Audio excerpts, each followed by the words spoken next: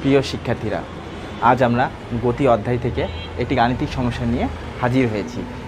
বিগত ক্লাসগুলোতে গতির যে বিভিন্ন সমীকরণগুলো তোমাদেরকে পড়ানো হয়েছে, এই গতির বিভিন্ন সমীকরণ দিয়ে এই ধরনের গাণিতিক সমস্যাগুলো কীভাবে খুব সহজেই সমাধান করা যায় তা আমরা শিখব।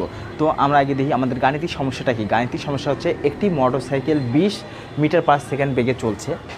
6 সেকেন্ড পর মোটরসাইকেলটি 147 মিটার দূরত্ব অতিক্রম করে। মোটরসাইকেলটির ত্বরণ এবং শেষ বেগটা আমাদের নির্ণয় করতে হবে। পুরো গাণিতিক সমস্যাটা আমরা যদি একটু চিন্তা করি, তাহলে জিনিসটা আমাদের বুঝতে এবং করতে দুটোই সহজ হবে। তো আমরা দেখি, একটি মোটরসাইকেল কত বেগে চলছে?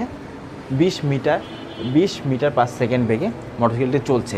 তো এটি গতিশীল অবস্থায় হলো। তো ইউ ইকুয়াল আদিবেগ কত হবে আমাদের? 20 ms ইনভার্স 1। এটা হচ্ছে আদিবেগ।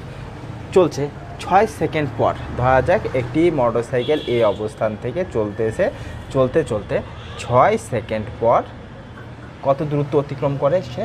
এস ইকুয়াল 147 মিটার দূরত্ব সে অতিক্রম করে। তার মানে এই দূরত্বটা কত? এইখান থেকে এটা দূরত্ব কত? 6 সেকেন্ডের মধ্যে দূরত্ব অতিক্রম করছে 147 মিটার। এখন এটা দেওয়া আছে, 6 সেকেন্ড দেওয়া আছে, দূরত্ব দেওয়া আছে এবং কত ms বেগে চলা শুরু করছিল, আদিবেগ দেওয়া আছে আমাদের 20 মিটার পার সেকেন্ড। এখন এখান থেকে আমাদের নির্ণয় করতে হবে। তো আমরা এখান থেকে টি পাচ্ছি, টি ইকুয়াল কত পাচ্ছি আমরা? 6 সেকেন্ড।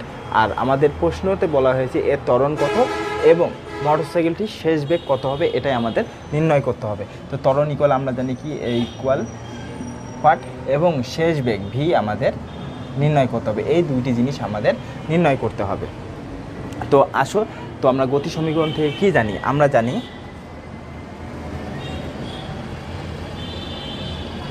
জানি S equal U T plus half A T square. আমরা গতি সমীকরণ থেকে এটা জানি, S equal U T plus half A T square. এ হচ্ছে দূরত্ব, ইউ হচ্ছে আদিবেগ, টি হচ্ছে সময়, এ হচ্ছে ত্বরণ এবং সময়ের বর্গ, টি এর বর্গ।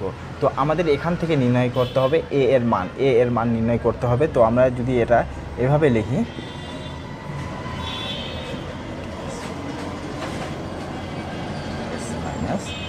ইউটি সমীকরণটাকে এভাবে লেখা যায়। এখন আমাদের এ এর মান যেহেতু নির্ণয় করতে হবে, তো আমরা যদি যদি এ পাশে রাখি, এ ইকুয়াল আমরা লিখতে পারি 2, এটা উল্টায় যাবে 2s মাইনাস ইউটি প্লাস টি স্কোয়ার। এখন এই যে সমীকরণটা আমাদের যে অবস্থাটা দাঁড়ালো, এই সমীকরণে অঙ্কে প্রদত্ত মানগুলো বসিয়ে দিয়ে